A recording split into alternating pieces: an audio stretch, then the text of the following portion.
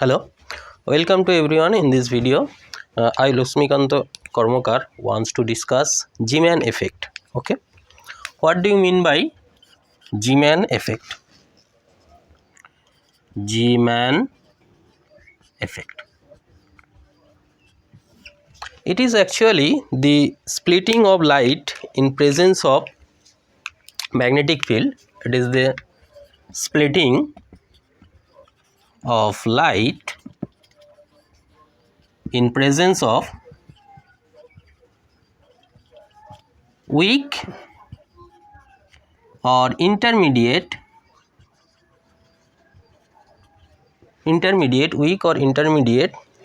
external static magnetic field.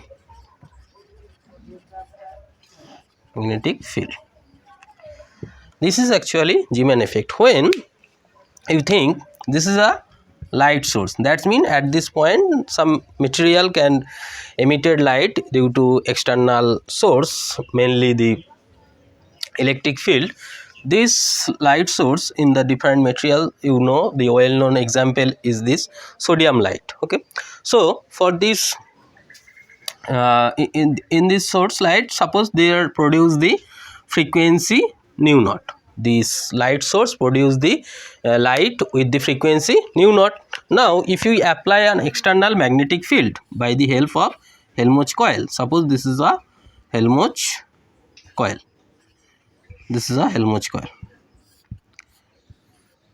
and this is like that special type arrangement. Okay, and if you wondering where about that, you can see this is like that. Okay, and if you wiring a wire about this, okay, and here also, here this is a hollow. Okay, this wiring of wire, if you apply the current through this wire, you will be get this magnetic field along the axis. This is a solenoidal, so magnetic field along this axis. So by helping this Helmholtz coil, you can apply this magnetic field on this light source. When you see this splitting of this light in that position, that is the transverse position, this is called transverse position. And when you watch this light splitting at that position, this is called longitudinal. Okay, so depending upon the viewpoint, this Zeeman effect are categorized into two parts. Number one is the transverse Zeeman effect, transverse Zeeman effect, and number two is the longitudinal Zeeman effect. That means when you watch this splitting of light at that position, this is called transverse. When this is along that position, this is called longitudinal Zeeman effect. This splitting, number of splitting at the transverse position is depending upon the number of splitting of transverse position. This Zeeman effect also categorized into two parts. Number one is the normal Zeeman effect,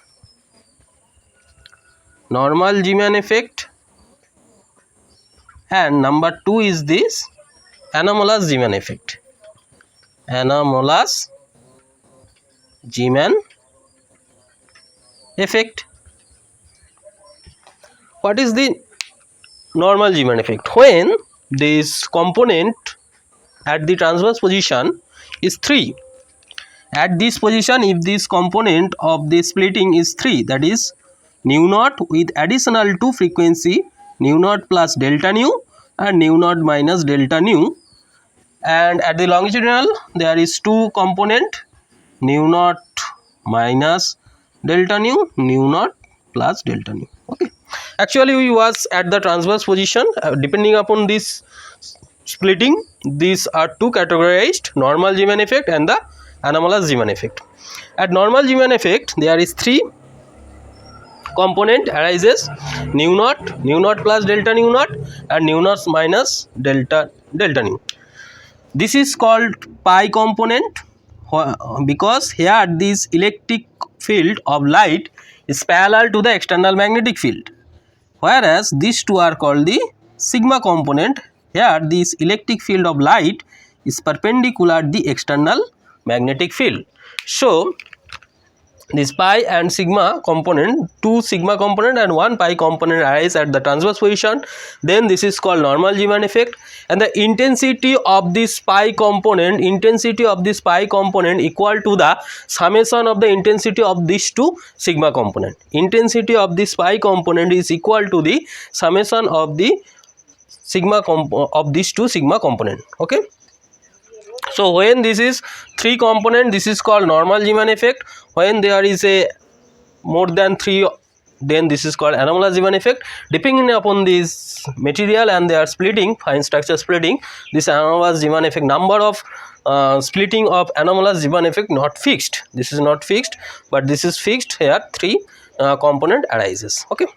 Now we want to discuss about the theoretical part, why in normal Zeeman effect got the 3 component and in this anomalous Zeeman effect got more than 3 component at the transverse position. We actually wants to discuss at the transverse position the splitting of light at the transverse position. First one, we take the theoretical part, that when this there is 2 magnetic moment. Number 1 is the orbital magnetic moment. Orbital magnetic moment. Orbital magnetic moment mu L is nothing but minus E by 2m L, and spin magnetic moment mu S is nothing but minus E by 2m 2s vector. Okay. So the total magnetic moment mu is nothing but addition of these 2, orbital magnetic moment and spin magnetic moment. So these 2 addition gives you E by 2m within bracket L plus 2s vector. Remember one thing, that is the LS coupling and JJ coupling. When this LS coupling and JJ coupling happening at the weak magnetic field,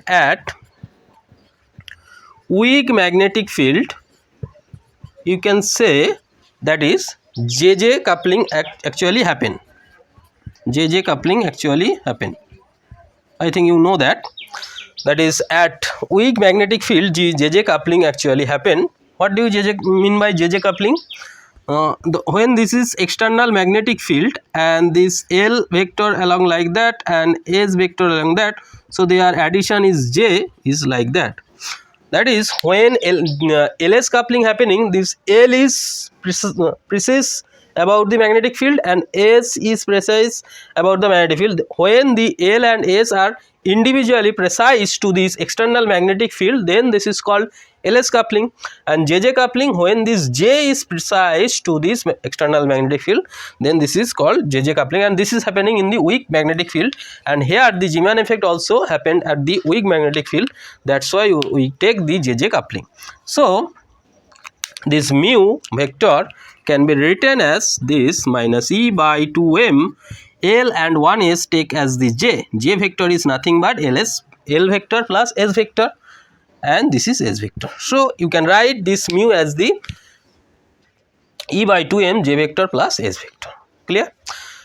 You can see here this mu L vector is the opposite to L vector, mu S vector opposite to S vector, but mu, that is the total magnetic moment, is not opposite to J vector. Total J is the total angular momentum number, but their magnetic moment is not opposite to that one. So you can take this mu J which is opposite to the J vector. So mu J is nothing but component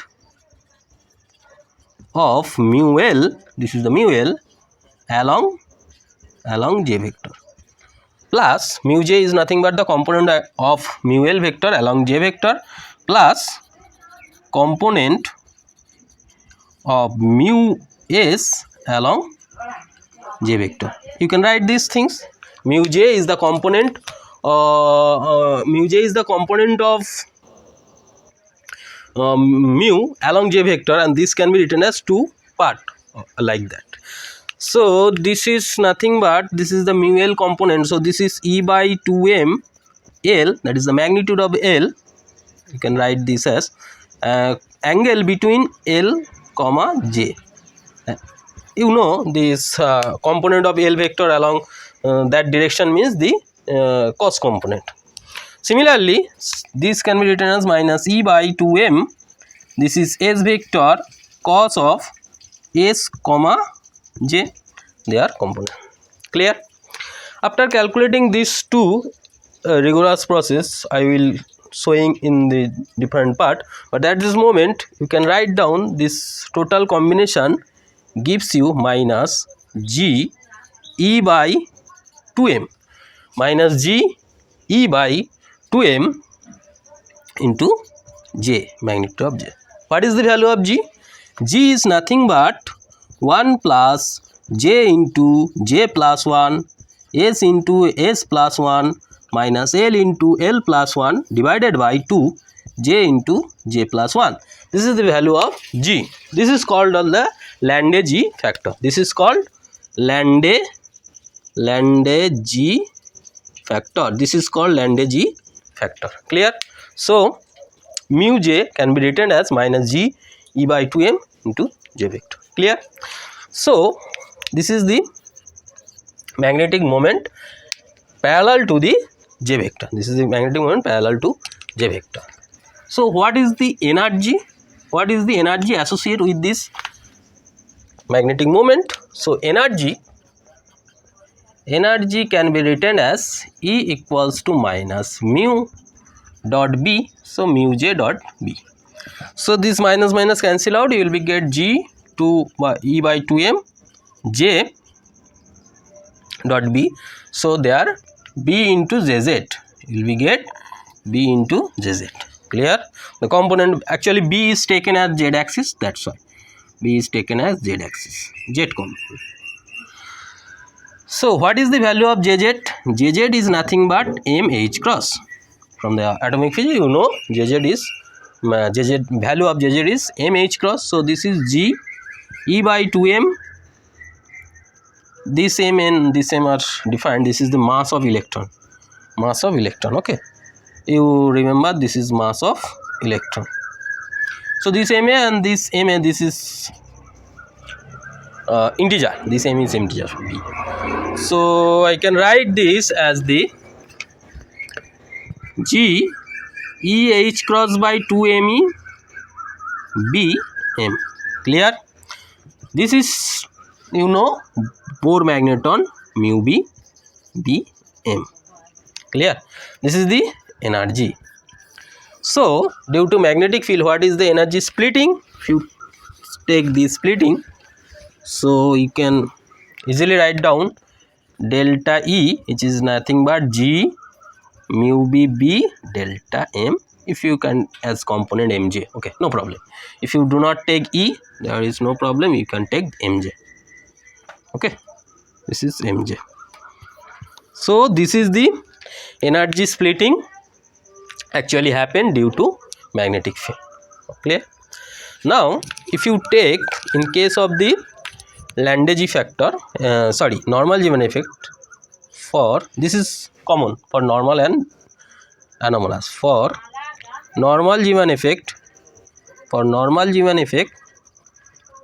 you can say that is S is 0. For normal Zeeman effect, spin is 0. In anomalous Zeeman effect, spin is not equal to 0. For normal Zeeman effect, S is 0. So what is the value of G? G is taken as GL, and you know the formula 1 plus J into J plus 1 plus S into S plus 1 minus L into L plus 1 divided by 2 J into J plus 1, and S is 0, that's mean J equal to L plus S. So this is L. So if you put J equals to L, what will we get?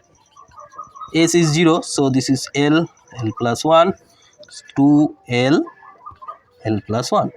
So you will be get this is 0, so this gives you 1.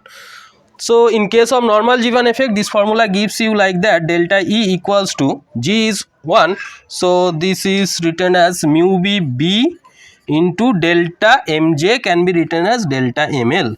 So this is the energy splitting due in the normal Zeeman effect. And if you wants to know about the selection rule, which transition actually happening, the selection rule in case of the anomalous Zeeman effect, selection rule will be like that, delta Mj equals to 0 plus minus 1, delta Mj equals to 0 to Mj equals to 0 is not permissible, not allowed. But in case of normal Zeeman effect, delta Ml equals to 0 plus minus 1, here the Ml equals to 0 to Ml equals to 0 is permissible. This is allow. This is allow, but this is not allow. Remember that thing. So in case of normal Zeeman effect, your energy splitting will be mu B into delta Ml. In case of the anomalous Zeeman effect, there will be energy splitting will be mu B into G into Mj. Here this G is for normal Zeeman effect, G is 1, G is 1, Landau factor is 1. But in case of anomalous Zeeman effect, this G is depending upon this material. Clear? Now we will take the example. What will be the example? This derivation you can go through the previous lecture, you can get this derivation. I just want to explain the exact spectral line, that's why I skip this derivation. You can go through the previous lecture, you will be get the details derivation of this expression. Okay, so I think clear about the mathematical explanation of this Zeeman effect, normal Zeeman effect at the anomalous Zeeman effect. Take an example. Take an example. Take an example. Clear? Take an example. 1 P 3 by 2. 1 P 3 by 2, or you can take an example like that. Sorry, 3. 1 P 3 2 D 1 D 3 1 D 3 to 1 P 2, like that. Okay, I take an example, this transition. Okay, so first thing you need to know whether this is normal Zeeman effect or the anomalous Zeeman effect. How will we get? Find the value of, find the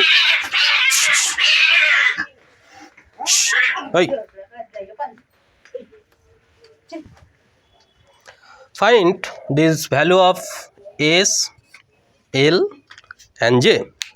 What is the value of S here? You can see actually the notation, that is 2S plus 1 L, this is J, this is molecular spectroscopic notation, this is spectroscopic notation, spectroscopic notation. So for this example, that is 1D3, this is this 2S plus 1 equals to 1, so what is the value of S? This is 0. And D means S, P, D, F. S is 0, P is 1, D is 2, F is 3, like that. So D means L is 2. L is 2. And what is the value of J? What is the value of J? J is 3. So these are the value of L, J and these things. And for that 1 P2, here also that is 2S plus 1, which is 1, so S equals to 0. And if you take this P means L equals to 1 and J equals to 2. So you can see here that is the multiplicity, that is splitting of lights, is the 2J plus 1. 2J plus 1, that is 3 into 2, 6, 7, and this is 2J plus 1, that is 2 into 2, 4, 5. Okay, I take this example. Okay, no problem. I take this example is this is 2 and this is 1. such that this number of spectra is reduces. Okay, so value of J is 2 and J is 1. So what will be the value of this one? So this is actually L and J must be equal. This since S is 0, so L and J must be equal. Okay, this is the correct. So 2j plus 1, what will be the 2j plus 1? That is 4, 5, and this 2j plus 1, 2 and 3. Okay, so these are splitted into 5 number, and this spectra is splitted into 3 number. If you just split it into 5 and 3, what will be happening here? You can just think this is 1d2, this is 1d2, and this is 1p1. Clear? This splitted into 5 component, this splitted into 3 component. So energy level, this energy level split up into 5 lines. What will be the 5th line?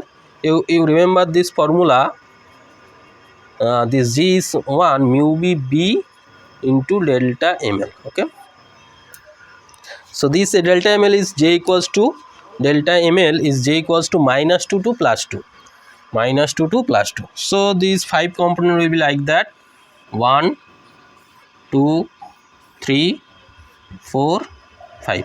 Actually I want to write down here. I just omitting these things. Okay, such that I can clearly mention your this total picture. See, this is 1d2, this is 1p1. This divided into 5 components: 1, 2, 3, 4, 5. Similarly, this is 3 component: 1, 2, 3. Clear? I think clear.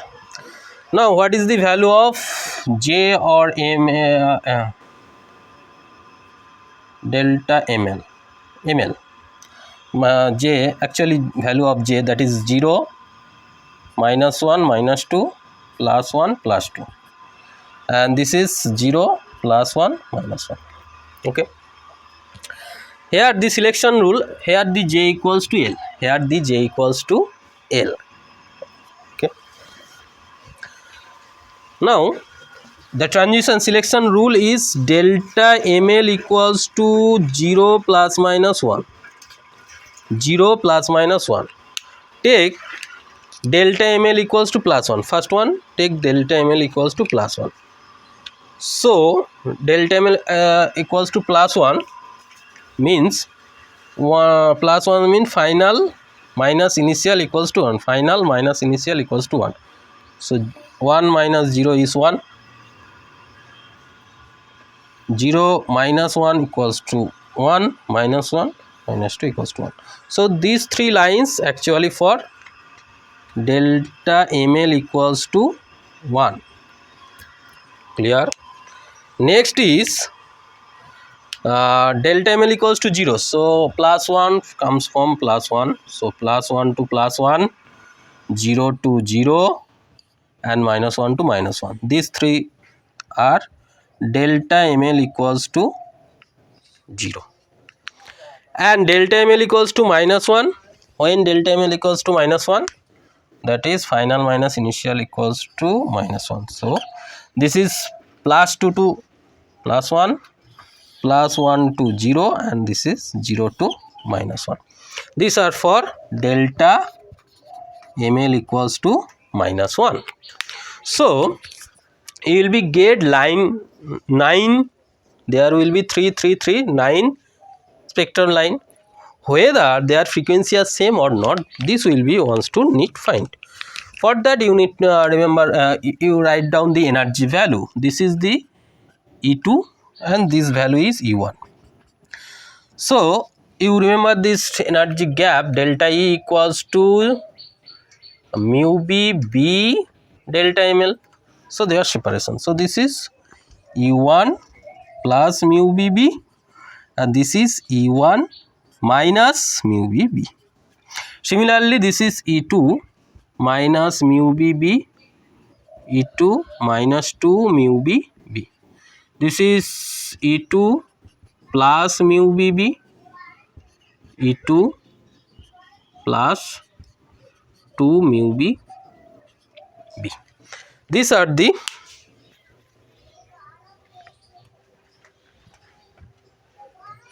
energies value of this. So now I just find out the energy value for each lines, and you can see there is only 3 component arises. First one, for this one I just write down here, I eliminating this portion such that I can write down here. For first one, for delta n equal to plus 1, for this one, this is taken as 1, 2 and 3. For 1, what is the energy gap? This is E2 and this is E2 and this is E1 plus, so minus of E1 plus mu bb. So you will be get E2 minus E1 minus mu bb. Number 2, second, the initial is E2 minus mu bb minus this one is E1. So you will be get E2 minus E1 minus mu bb. Number 3, for number 3 lines, this is E2 minus 2 mu bb, 2 mu bb, and this is minus E1.